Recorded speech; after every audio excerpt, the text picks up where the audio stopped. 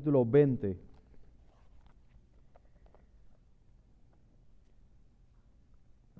Vamos a leer el versículo 1 hasta el 10. Apocalipsis capítulo 20, versículos del 1 al 10. Dice así la palabra de nuestro Dios, la cual hacemos reverencia y seguimos con la vista. Vi a un ángel que descendía del cielo con la llave del abismo y una gran cadena en la mano. Y prendió al dragón, la serpiente antigua, que es el diablo y Satanás, y lo ató por 1000 años.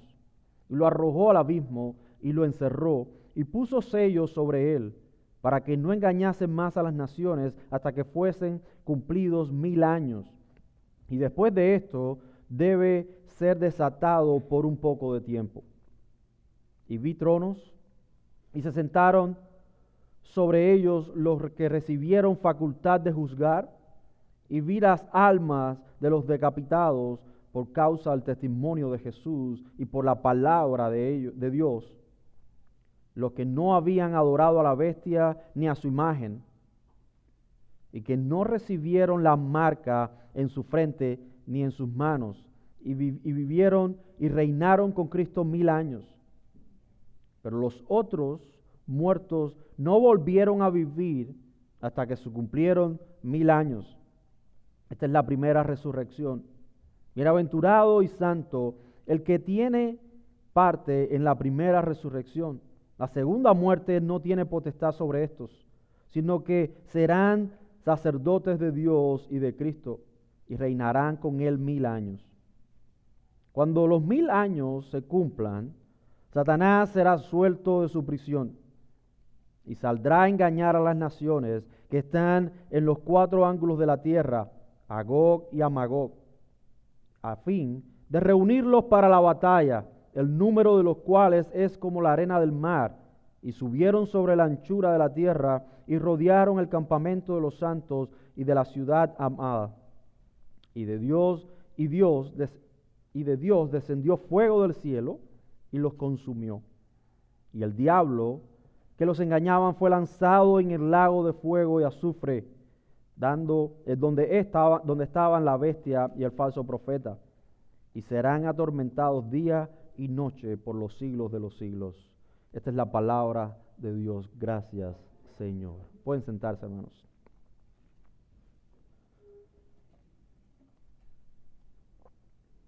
Oremos. Padre, te damos gracias en esta mañana una vez más. Estamos en presencia, Señor, de tu palabra. Te queremos pedir, Señor, que ilumines nuestra mente y nuestro corazón para entender tu palabra. Y que, Señor, seamos edificados por medio de ella. Pero sobre todo, Señor, muéstranos a Cristo. Queremos salir de este lugar, Señor, con nuestra mente renovada, con nuestro espíritu henchido de gozo y de amor por ti. Perdona nuestra falta, Señor, y nuestra debilidad. En Cristo descansamos y nos revestimos, porque es nuestra justicia. Te pedimos, oh Dios, una vez más, sé tú quien hables y edifica nuestras vidas. Por Cristo, amén. Déjenme tomar agua, hermanos.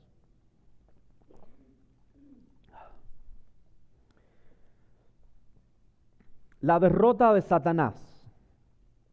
La derrota de Satanás es el título que hemos puesto a este sermón. Y les pedí que me dejaran tomar agua porque lo que vamos a hablar está un poco cargado. Y vamos a estar posiblemente 3 domingos hablando y pasando tiempo en este capítulo. Porque hay mucho que hablar, hay mucho que descubrir y hay mucho que entender. Yo creo que este es uno de los pasajes que cuando se habla en Apocalipsis, todo el mundo quiere que se le explique. ¿Qué pasa en Apocalipsis 20? ¿Qué sucede en este pasaje que es tan interesante? Bueno, precisamente este pasaje es el único pasaje en todas las Escrituras donde se nos habla de un milenio. Y eso ha sido una escuela de interpretación para muchos maestros. Es decir, tomar un pasaje como este y aplicarlo a toda la Escritura ha determinado que muchos lleguen a ciertas conclusiones con respecto a un periodo de tiempo específico que, según el texto, muchos determinan que es de 1000 años. Y son 1000 años literales, ¿verdad? Y aunque hemos leído 10 versículos, y en los 10 versículos la palabra 1000 años, ¿verdad? O esta composición de esta frase, 1000 años, aparece reiteradamente, no es para nada el motivo central del texto. Sí señala un tiempo específico, sí señala un tiempo importante, pero no es lo más importante dentro del texto. ¿Y qué es lo más importante dentro del texto? Bueno, precisamente eso es lo que vamos a hablar hoy, como una primera parte, una primera introducción. Aunque es necesario entender bien qué significan los 1000 años, nosotros debemos entender mejor de qué se trata este texto. Por eso el título nos sugiere algo, por ahí va las cosas, la derrota de Satanás. Si nosotros hemos leído correctamente las Escrituras y hemos pasado los últimos pasajes, los últimos capítulos, entendiendo qué es lo que está pasando, nosotros nos podemos dar cuenta que en el capítulo 19 se nos habla acerca de la derrota de la bestia y del falso profeta. Pero juntamente, desde el capítulo 12 en adelante, se nos introduce lo que es una falsa trinidad, o lo que muchos han determinado como la parodia trinitaria. Es decir, Satanás fingiendo una trinidad como Dios es trino. El dragón, la bestia y el falso profeta. Estos tres, como personajes que obran bajo un poder maligno. Y sabemos que no son tres cosas, no son tres personas, sino que es el mismo Satanás obrando de diferentes formas. Ya lo hemos visto, lo hemos demostrado por las Escrituras, pero en el capítulo 20, o mejor dicho, al final del capítulo 19, se nos presentan la derrota de solamente dos de estos personajes, que son precisamente la bestia y el falso profeta, pero se nos quedó el dragón. Lo que vamos a ver en esta mañana, que vamos a estar pasando solamente 3 versículos, es lo que vamos a ver, los primeros 3 versículos, del 1 al 3. No me da tiempo para más, solamente los 3 primeros versículos, es lo único que vamos a ver. Bueno, en este pasaje completo, en todo lo que hemos leído, pero específicamente en estos 3 versículos, entendemos que lo que está sucediendo acá tiene que ver precisamente con la derrota de Satanás. ¿Cómo es que Satanás ha sido vencido y atado? Ahora, lo que vemos en este pasaje es la introducción a la 7ª visión que encontramos en Apocalipsis. Nosotros debemos entender, hermanos, cuál ha sido la dinámica que nos presenta precisamente Apocalipsis. Para poder entender un texto como este, nosotros debemos entender cómo es que Apocalipsis ha sido escrito, de qué manera ha sido escrito, para poder entenderlo. Hay quienes determinan y dicen que Apocalipsis es un libro como cualquier otro, que ha sido escrito bajo el género literario narración y que ha sido escrito cronológicamente, teniendo algunos matices donde sí se usan simbolismo. Pero nosotros hemos demostrado desde el principio que este libro no puede ser tomado de esa manera.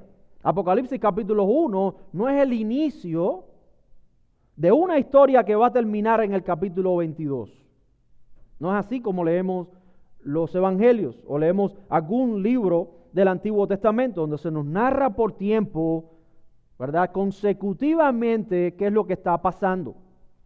Esa no es la dinámica de Apocalipsis. Apocalipsis es un libro que precisamente nos presenta un estilo literario diferente a todo el resto de las Escrituras. Aunque hayan porciones muy similares y que tienen que ver con esto en profetas como Ezequiel, Isaías, Daniel, este libro entero tiene un género literario diferente, que es el de la profecía apocalíptica, así como se ha determinado. Eso tiene unas características sumamente importantes, porque lo distingue de todo el resto de las Escrituras. ¿En qué se distingue? Precisamente que hay una mezcla de géneros dentro de este libro. Apocalipsis es una carta.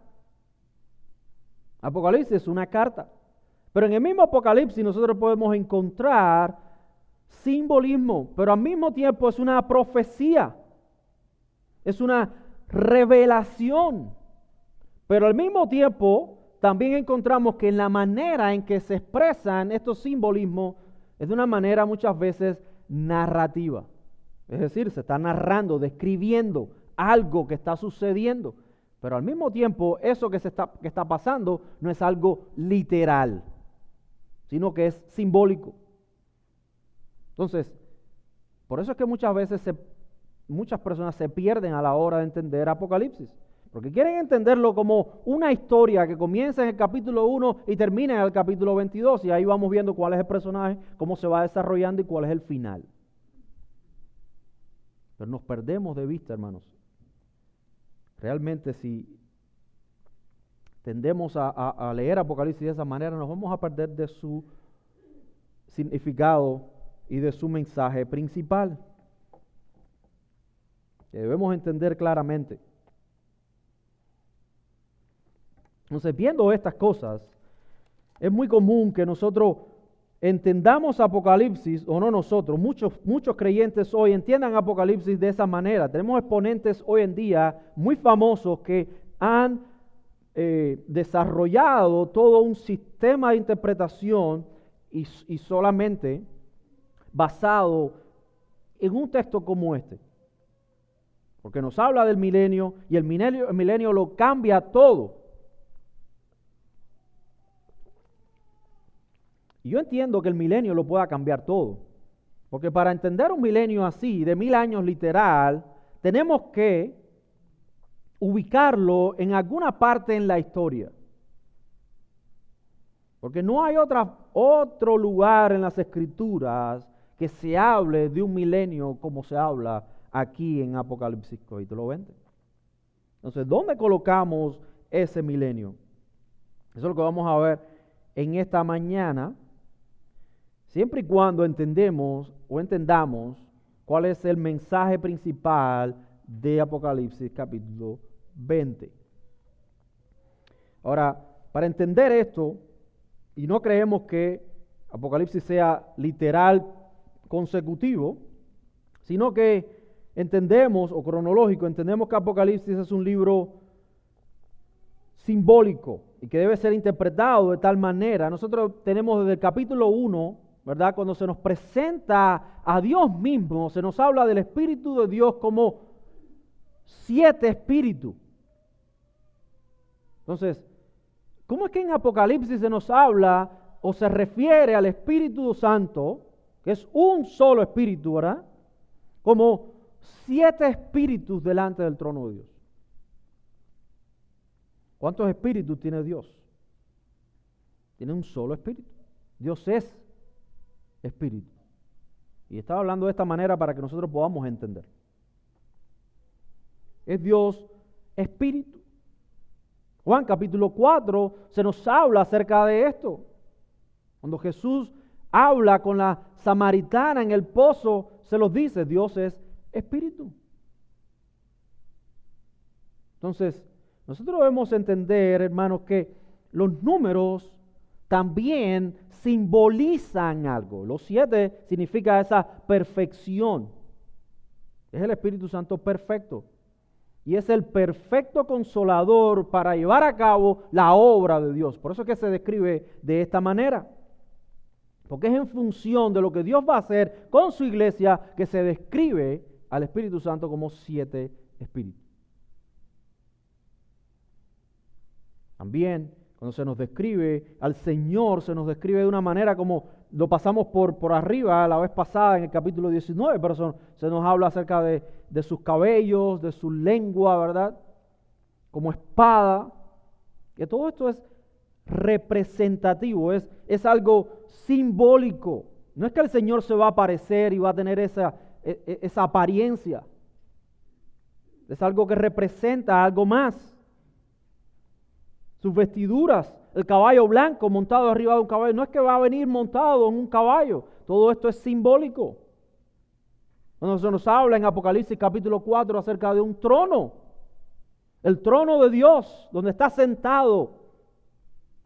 ¿De qué manera y cómo Dios va a estar sentado en un trono si Dios es espíritu? Entonces todas estas cosas apuntan a una realidad superior, una realidad espiritual, pero se nos ilustra de una manera en que nosotros podamos comprender. De esa misma manera, hermano, está descrito Apocalipsis 20. Muchos han utilizado o han osado decir que bueno, cuando llegamos a Apocalipsis 20, no hay ninguna duda de que 1000 años son literales. Porque no hay ninguna evidencia en el texto que expliquen de que los 1000 años que se hablan no son literales. Es decir, que fueran simbólicos. No, es que no hay ninguna evidencia, hermanos, te dicen. En Apocalipsis 20 es claro, 1000 años son 1000 años. Yo creo que es todo lo contrario. Yo creo que es todo lo contrario. No hay ninguna evidencia que te diga en Apocalipsis 20 que 1000 años son 1000 años literales. Y vamos a ver por qué. Vamos a ver por qué. Entonces, la estructura del libro, ya hemos visto acerca de su género, hemos visto, porque esto es importante. Esto lo vimos al principio, pero es importante volver a retomarlo para entender que cuando nos sumergimos en el capítulo 20, no lo estamos haciendo de diferentes maneras, sino que lo estamos haciendo de la misma manera en que hemos venido interpretando Apocalipsis, porque es una profecía apocalíptica y debe ser interpretada como tal. Una de las cosas que encontramos también en este libro es que hemos hablado acerca de las 7 visiones, y este pasaje es quien nos abre ya la 7ª visión en general de las 7 visiones, es que son cíclicas, se repiten.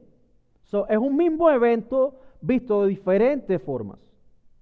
Por ejemplo, si usamos un denominador común, que es la segunda venida del Señor, en todas las visiones que vemos acá, esto está presente. ¿Cuántas veces esperamos al Señor? Ya el Señor vino, pero ahora lo esperamos, pero ¿cuántas veces más lo esperamos? Lo esperamos una sola vez más, que es la segunda venida del Señor. Bueno, en Apocalipsis parece que viene 7 veces.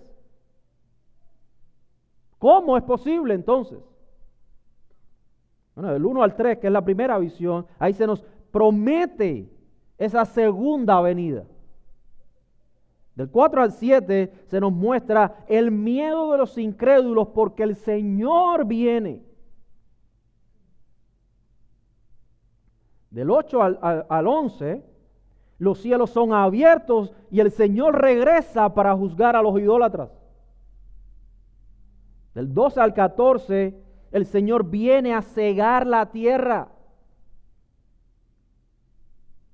Del 15 al 16, los enemigos son reunidos para la batalla final de Armagedón.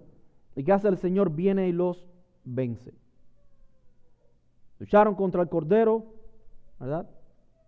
Pero no pudieron. El Cordero los venció. Y el 17 al 19, hermanos, el Señor viene a destruir nuevamente a los enemigos y pone entonces, ata o lleva cautivo entonces a la bestia y al falso profeta. Entonces, ¿cuántas veces viene el Señor? No, viene una sola vez más. Lo que pasa es que se nos está describiendo el mismo evento de diferentes ángulos. Y cada vez se nos da algunos argumentos más y se nos va ilustrando para que nosotros vayamos comprendiendo toda la historia. Pero es el mismo evento. Y todo sucede desde la primera venida hasta la segunda venida. Ese es el rango de tiempo que Apocalipsis maneja y que Apocalipsis nos va a llevar a que nosotros entendamos. Desde la primera venida del Señor hasta la segunda venida. No hay otro tiempo. La semana que viene vamos a ver precisamente ese tiempo. Lo vamos a ver con más detalle. ¿Qué es lo que el Señor Jesucristo enseñó acerca de los últimos tiempos? ¿Y cuándo es que el fin, o qué es lo que determina el fin? ¿Y qué es lo que hay después del fin? Porque para los dispensacionalistas, el fin no se acaba hasta el final del milenio. Y para nosotros también. Lo que pasa es que no entendemos el milenio de la misma manera. No estamos negando que el milenio, el milenio no existe. No, es que la Escritura habla del milenio, lo que hay que entender qué es lo que representa los 1000 años. Yo espero poderle dar anuncios hoy para establecer eso ya bien establecido ya entonces la semana que viene. Pero es importante, hermano, toda esta introducción para que nosotros entendamos que Apocalipsis 20, nuevamente les digo, no es distinto al resto de todos los capítulos anteriores. Debemos usar la misma dinámica, el mismo principio de interpretación. Debemos respetar el género literario para poder entenderlo. No forzar nada. Entonces, las visiones que nosotros encontramos son recapitulación. Y lo que vamos a ver aquí es nuevamente una recapitulación. Vamos a volver a ver la película ahora, pero con diferentes actores y diferentes escenas. Esas escenas que cortan, ¿verdad? En una película y a veces no vemos todo lo que se grabó, pero ahora vamos a verlo todo. Entonces, dicho esto, ¿cómo debemos ver el capítulo 20 de Apocalipsis? Ya les dije que nosotros solamente vamos a pasar tiempo en los 3 primeros versículos, no más que eso. Nuevamente leamos los 3 primeros versículos. Dice, vi a un ángel que descendía del cielo con la llave del abismo y una gran cadena en la mano. Y prendió al dragón, la serpiente antigua, que es el diablo y Satanás, y lo ató por 1000 años. Y lo arrojó al abismo y lo encerró. Y puso su sello sobre él para que no engañase más a las naciones hasta que fuesen cumplidos 1000 años, y después de esto debe ser desatado por un poco de tiempo. Es claro, hermanos. Pastor, ¿cómo me vas a decir que los 1000 años no son literales? Ahí están. Bueno, vamos a ver, hermanos, vamos a ver. Tengo ese reto yo en esta mañana. Entonces, lo primero que nosotros debemos entender es la descripción de Satanás. ¿Cómo es que se describe Satanás en este pasaje? Por ejemplo, en el versículo 12 nos dice, o vamos a ir un poquito antes, vamos a ir desde el versículo 1, no vamos a apurarnos. Bueno, lo primero que dice Juan aquí es que vio a un ángel. No se nos da características de este ángel, simplemente se nos dice que ese ángel descendía del cielo. No se nos está hablando de un demonio, no se nos está hablando de alguien con una tarea específica, como vemos en otros ángeles que son ángeles distintos, ángeles distinguidos que tienen ciertas tareas específicas. Bueno, este ángel lo que tiene es en su mano, tiene una llave, la llave del abismo, y una gran cadena. Son 2 elementos que son importantes aquí. Entonces, encontramos a este ángel que desciende del cielo, y la función o el propósito de este ángel, ¿qué es? Apresar a Satanás, ponerlo cautivo, encadenarlo. Pero no solamente encadenarlo, sino que enviarlo al abismo y ahí sellarlo. Fíjense el lenguaje que se está usando, ¿verdad? Ahora, en el versículo 2 se nos da la descripción de Satanás. ¿Cuál es lo primero que se nos dice? Y prendió ¿a quién? Al dragón, ¿verdad? a la serpiente antigua, aquella que estuvo en Edén engañando a Adán y Eva, al diablo, aquel que es el enemigo de Dios y de los hijos de Dios, aquel que acusa, es el acusador, que es lo que representa esta palabra diablo. Es Satanás, el enemigo de Dios. Nos queda claro, ¿verdad? Que la descripción aquí es una descripción de Satanás.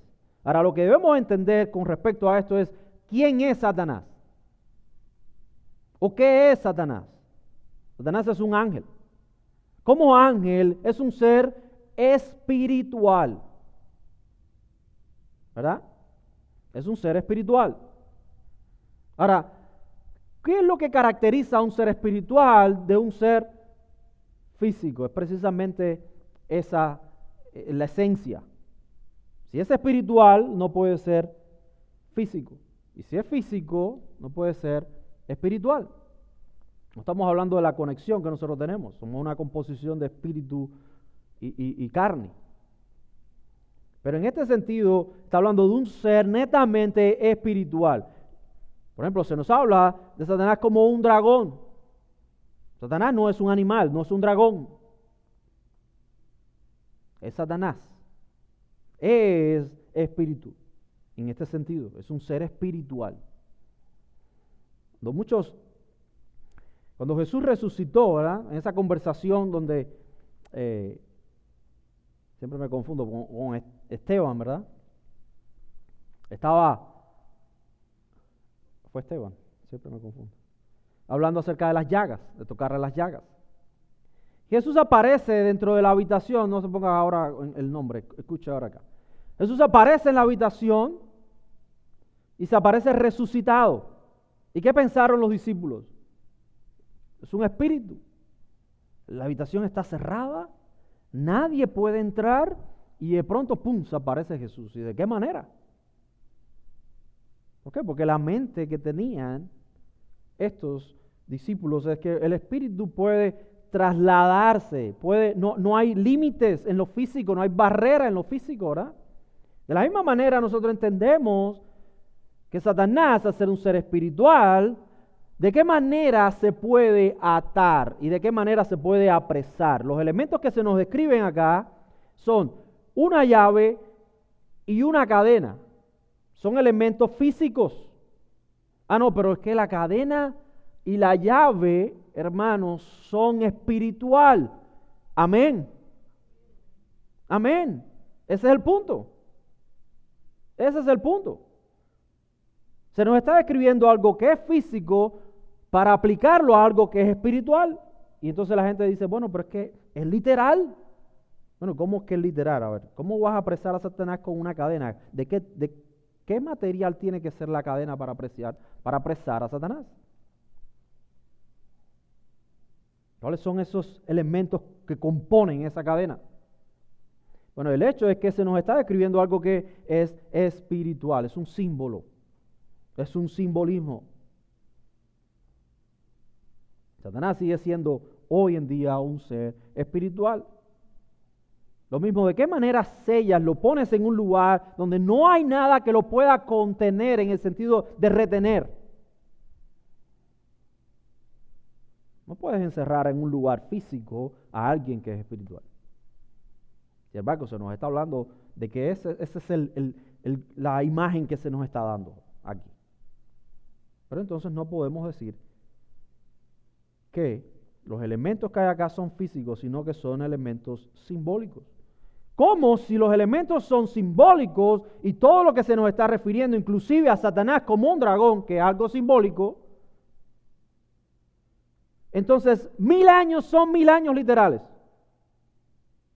Si todo lo que el texto me está diciendo es simbólico, ¿cómo es que pasamos de lo simbólico directo a lo literal? Es que el texto no está sugiriendo en ningún momento de que el tiempo en que Satanás va a ser atado es literal. Son 1000 años literales. Es a lo que me refiero.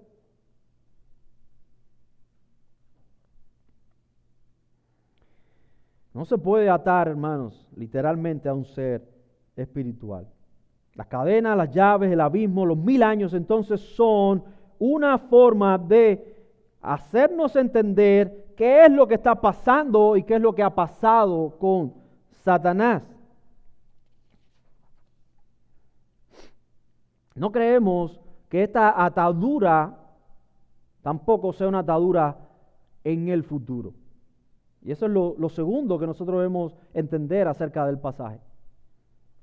Porque, Satanás va a ser atado.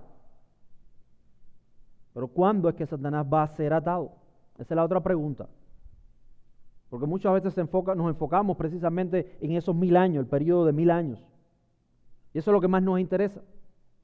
Porque con 1000 años sí, ya pasó el rapto de la iglesia, celebramos las bodas del Cordero, venimos a reinar con Cristo y aquí vamos a pasar 1000 años. A nosotros no nos va a pasar nada, eso es un problema ya de Satanás, ¿verdad? Y con las naciones. Nos interesa mucho eso. Pero la realidad, hermanos, es que nosotros debemos determinar cuándo es que esto sucedió. Cuándo es que Satanás es apresado, desencadenado. ¿Cuándo es? Lo que estamos hablando acerca de la derrota de Satanás.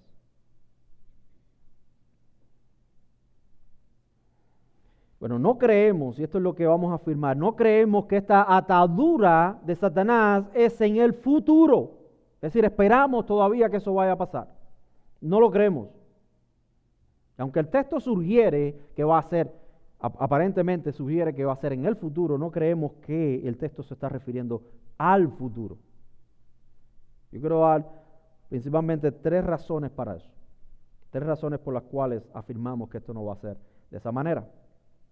En primer lugar, los 1000 años que vemos acá entran dentro del contexto simbólico y no literal. Es decir, que tenemos que determinar que esos 1000 años no pueden ser literal. Porque ningún elemento descrito en el texto se refiere como literal. Entonces, dentro del contexto, no es literal. Entonces, está haciendo alusión a un periodo de tiempo prolongado, pero no específico y determinado por 1000 años. Pero no hay razón ninguna en este pasaje que nos lleve a pensar de esa manera, que son 1000 años literales. En segundo lugar, esta atadura es consistente. Es consistente. El lenguaje que se usa aquí de atar a Satanás es consistente solamente con el mensaje de Jesús a sus discípulos. ¿Cuándo es que Satanás es atado en otro lugar en las Escrituras? Bueno, Jesús enseñó en Mateo 12:29. Dice, porque ¿cómo puede alguno entrar en la casa del hombre fuerte y saquear sus bienes si primero no le ata? Y entonces podrá saquear su casa. Es Jesús enseñando en esa confrontación con los fariseos, ¿verdad? Acerca del poder del Espíritu, porque se le acusa a Jesús de echar demonios por Satanás. Y él dice, pero eso es imposible. ¿Cómo Satanás se va a echar fuera a él mismo? No, es por el dedo de Dios que yo he hecho demonios. ¿Y cómo es que esto es posible, Jesús? Porque primero, cuando uno va a entrar en la casa del hombre fuerte, ¿qué es lo primero que tiene que hacer? Atarlo. Hay que atarlo para poder entonces venir y saquear su casa. ¿Ese es Jesús en dónde? ¿En el futuro o es Jesús en la primera venida? Ya eso Jesús lo hizo en la primera venida. Jesús lo está diciendo. La única referencia que nosotros encontramos de la atadura de Satanás es aquí. Es Jesús hablando acerca de esa atadura. Esto es lo que yo hice.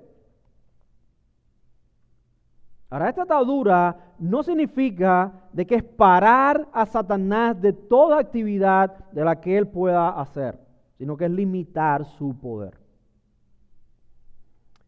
Otro versículo que encontramos en el Nuevo Testamento, en el Evangelio, es Juan 12, el 31 al 32. Dice Jesús también hablando.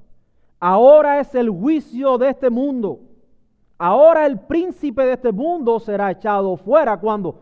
¿Después? No, ahora. Es ahora.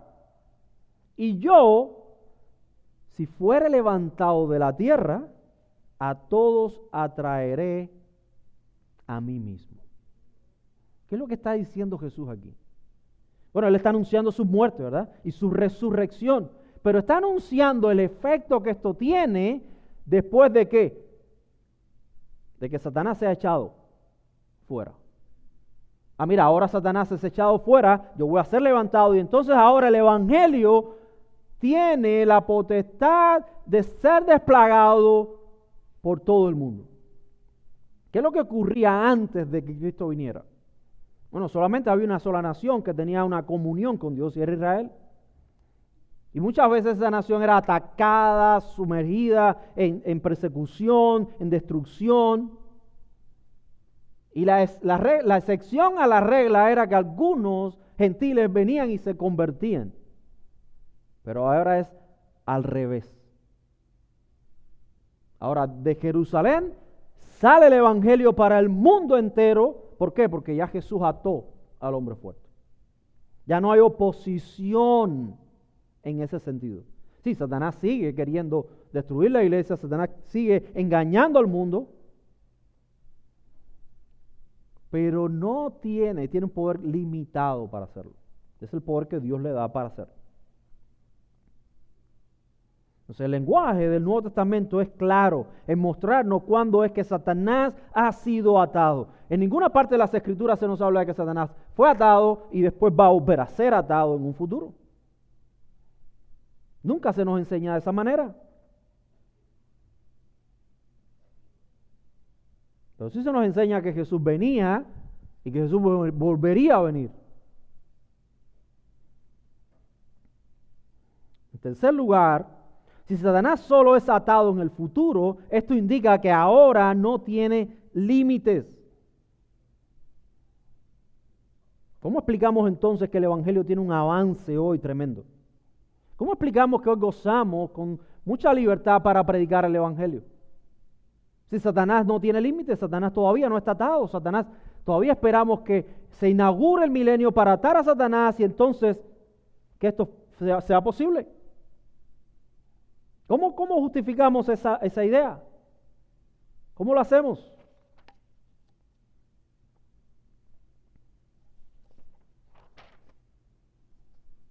Miren lo que dice el versículo 7 y 8 de Apocalipsis 20. Dice, cuando los 1000 años se cumplan, Satanás será suelto de su prisión. Y aquí estamos hablando del estado de Satanás sin ningún tipo de atadura, ¿verdad? Es Satanás nuevamente en su hábitat natural, siendo Satanás. ¿Qué es lo que hace Satanás? Dice el versículo 8, y saldrá a engañar a las naciones que están en los 4 ángulos de la tierra, Agog y Magog, a fin de reunirlos para la batalla, el número de los cuales es como la arena del mar. Fíjense lo que hace Satanás. Satanás no descansa en querer engañar, destruir, hurtar, como se nos dice en la Escritura, ¿verdad? Vemos un límite. Que el poder de Satanás cuando es desatado, es decir, vemos el hábitat de Satanás normalmente sin ser atado. Es terrible y se nos ha mencionado en los capítulos anteriores todas las cosas que hace Satanás. Es capaz de hacer, evidentemente porque Dios lo permite. Ahora, ¿cómo es posible entonces? Si Satanás todavía no está atado, ¿por qué gozamos de la libertad que hoy tenemos para predicar el Evangelio? Ahora, lo otro que nosotros tenemos que entender con respecto a esto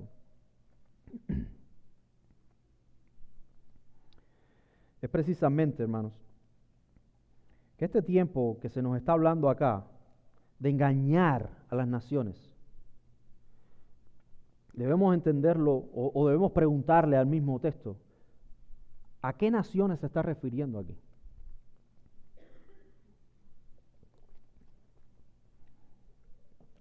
Satanás va a actuar sobre las naciones después que sea desatado, ¿verdad? Vamos a decir, ok, va a haber un milenio. Al final del milenio Satanás va a ser desatado nuevamente, va a engañar nuevamente a las naciones y va a reunirlas para la batalla. Fíjate, no se nos dice para otra batalla, porque ya nosotros pasamos por esta batalla hace 2 capítulos anteriores. La batalla de Armagedón. Se nos habla como la batalla. Y en el capítulo 19 se destruyó a todo el mundo. ¿Quiénes son los que van a estar en el milenio para formar naciones nuevamente y que Satanás lo engañe para luchar contra el Cordero? En el capítulo 19, supuestamente, si estamos leyendo Apocalipsis, de una manera cronológica, ya las naciones han sido destruidas. ¿Quién quedó en pie en el capítulo 19? Todo el mundo quedó destruido. ¿A qué naciones se está refiriendo? No, es que si volvemos a leer todo el pasaje nos vamos a dar cuenta que hay elementos aquí que son repetidos. Son los mismos elementos, estamos hablando de los decapitados, ¿verdad? Que se nos presenta acá. Aquellos que son beneficiados de la primera resurrección, que lo vamos a ver después, más adelante, no hoy. ¿Qué significa eso? Son elementos que ya están siendo repetidos, son los mismos, es el mismo evento, hermanos. Es el mismo evento, es el evento desde la primera venida cuando Cristo ata a Satanás hasta la segunda venida, que es ya en ese final donde Satanás va a ser desatado. Entonces va a venir, y esto es algo que nosotros también nos ponemos en contra de los postmilenialistas, que ven como que la iglesia triunfante en un futuro donde todos los gobiernos van a ser creyentes y entonces cuando se conquiste todo el mundo, Cristo va a descender en paz y tranquilidad. No, Cristo viene a luchar. Cristo viene a batallar. Cristo viene a juzgar. Pero ¿sabe cuál es la esperanza de la iglesia aquí? Que la iglesia va a permanecer firme. Y que ese juicio no es para nosotros. Ese juicio no es para la iglesia. Ese juicio es para aquellos los cuales adoran a la bestia, como dice el versículo 4, su imagen, y que han recibido la marca de la bestia. Ese número muy famoso, ¿verdad? El 666. Entonces, hermanos, debemos entender que estos 3 primeros versículos no nos está hablando de un tiempo futuro, para nada. Se nos está hablando de los mismos tiempos, de los 3 días y medio que habla Daniel, de las 70 semanas de Daniel, ¿verdad? La segunda parte por cumplirse es la mismo tiempo. Los mismos tiempos de meses que vemos en los primeros capítulos de Apocalipsis. Son los 3 años y medio de la gran tribulación. Es el mismo tiempo, dicho de diferentes maneras.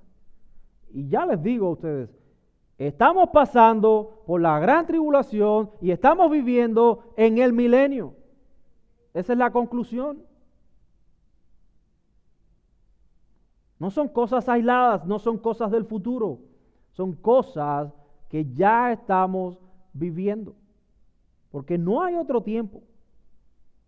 No hay otro tiempo en las Escrituras que podamos identificar dentro de la historia del hombre. Y esto va a quedar más claro la semana que viene, porque vamos a hablar acerca de cómo es la vida en este mundo, cuáles son las características en este mundo y cuál es la característica de los santos en el nuevo mundo, por decirlo de alguna manera. ¿Cuáles son? Que no hay contaminación. No va a haber ninguna contaminación. No va a habitar el santo con el incrédulo. Y Jesús lo enseña claramente. Y lo vamos a ver. Por ende, cuando entendemos que hay un milenio al final del tiempo, ¿qué es lo que estamos diciendo? Viene Cristo y los santos a habitar este mundo, a gobernar este mundo, juntamente ¿con quién? Con aquellos que son incrédulos. Y eso es imposible, no hay basamenta bíblica para eso. No la hay. Y lo vamos a demostrar. Pero lo que quiero lo que quiero que quede claro hoy en esta mañana es precisamente que este texto lo que se está refiriendo es precisamente a ese evento final donde Satanás es completamente destruido, donde ya se le va a poner fin totalmente a todo accionar diabólico. Eso es lo que realmente Apocalipsis 20 nos enseña. Pero muchas veces estamos tan enfocados en el milenio que se nos olvida glorificar a Dios, ¿verdad?, por la obra que Él ha hecho por nosotros. Porque esto no es posible, hermanos, o no fuera posible si Cristo no estuviera dentro de la ecuación. Si Cristo no hubiera venido a la tierra a vivir, a encarnarse, a obedecer la ley de Dios por nosotros, para que su justicia ahora no fuera nuestra justicia por medio de la fe. Si Cristo no hubiese tomado nuestro lugar, nosotros hoy no tuviéramos esa esperanza de que Satanás será totalmente derrotado. No la tuviéramos. Pero hoy tenemos la esperanza porque Él ha atado ya al hombre fuerte. Y Él gobierna. Si usted es meticuloso con lo que dice el texto, una de las cosas que nosotros podemos entender es que Jesús no suda una sola gota de sudor en la batalla contra Satanás.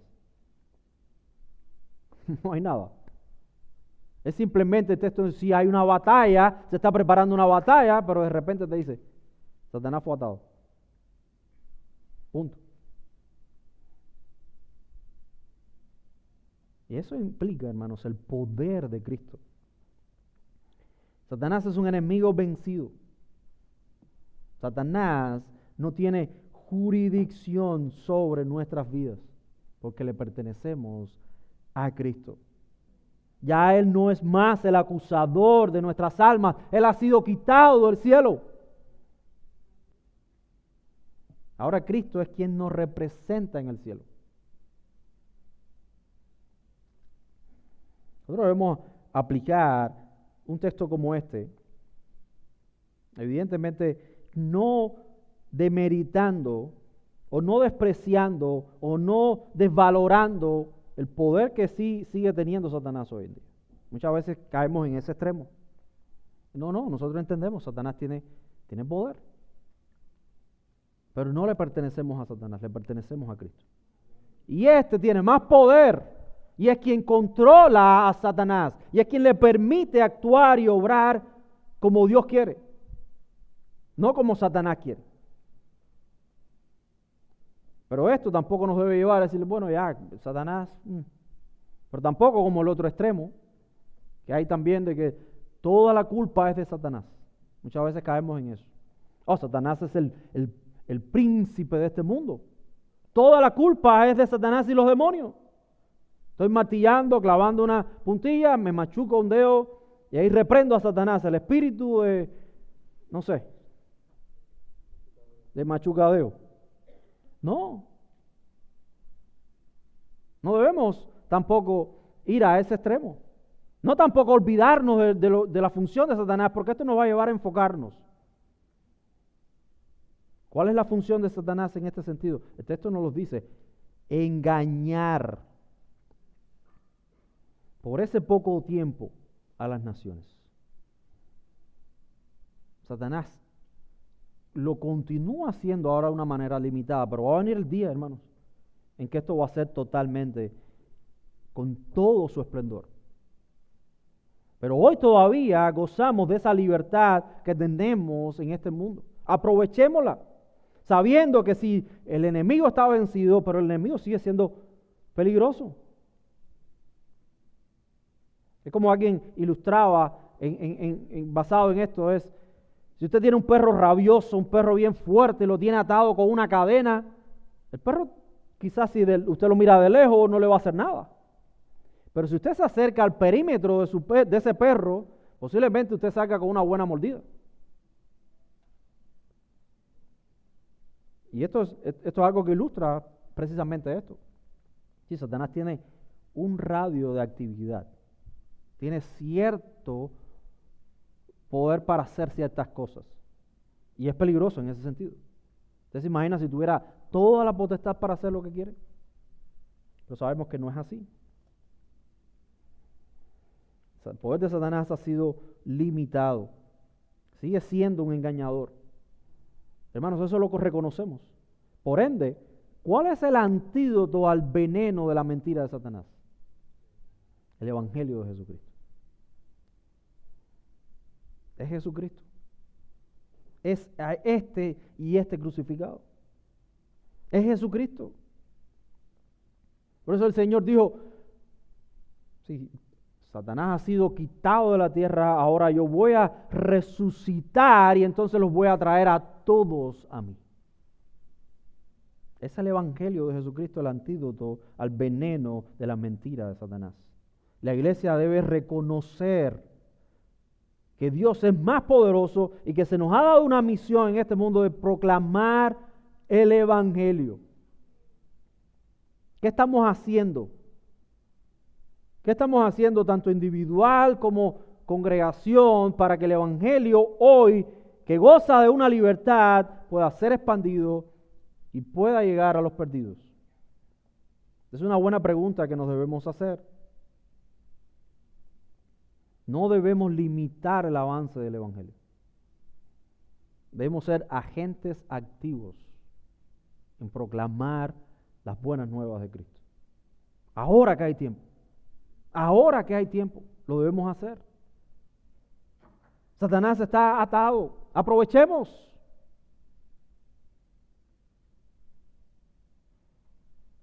Debemos ser persuadidos entonces en esta obra, no por el consejo de Satanás, que es un mentiroso, sino por el consejo de Dios. Por el motor que impulsa a la iglesia, que es el propio Cristo. Hermanos, esta es la forma en que encontramos para aplicar un texto como este. Y estamos hablando de los primeros 3 versículos de Apocalipsis 20, que nos lleva a meditar precisamente en ese periodo de tiempo donde la iglesia aún todavía goza de esa libertad aquí en este mundo. Va a venir los tiempos, Satanás va a ser desatado, va a obrar con el propósito de ser derrotado. Pero sabemos que aún así, en ese tiempo final muy difícil, la iglesia todavía va a estar puesta en pie, perseverando, porque nuestra perseverancia no depende de nosotros mismos, sino depende del Señor, que es quien ha prometido presentarse a una iglesia, a una novia fiel, sin mancha y sin arrugas. Pero entender estas cosas no nos debe llevar a estar sentados ahí, simplemente. Yo voy a la iglesia, cumplo con el Señor, me siento y estoy bien. No, esto debe mover nuestro corazón a vivir para la gloria de Dios y a proclamar las buenas nuevas del Señor a aquellos que están perdidos. Y que el Señor salve. Porque la salvación no depende de nosotros, depende de Él. Entonces, el tiempo se me ha acabado, hermanos. Vamos a continuar la semana que viene con este tema del milenio ya de una forma más específica. Pero damos gracias al Señor porque nos permite indagar en su palabra. Oremos. Padre, te damos gracias una vez más, Señor. Gracias por tu misericordia y por las buenas nuevas de Jesucristo. Señor, te pedimos que nos perdones si hemos sido ineficientes en proclamar el Evangelio a tiempo y fuera de tiempo. Pero Señor, úsanos para que tu reino sea extendido en este mundo y que tú seas glorificado, Dios. Gracias por la obra de salvación, que no solo implica, Señor, nuestra salvación en el alma, sino también apresar a Satanás. Y te damos gracias, Señor, porque nuestro enemigo es un enemigo vencido. Bendice el tiempo a continuación y bendice al predicador. Es en el nombre de Cristo que oramos. Amén.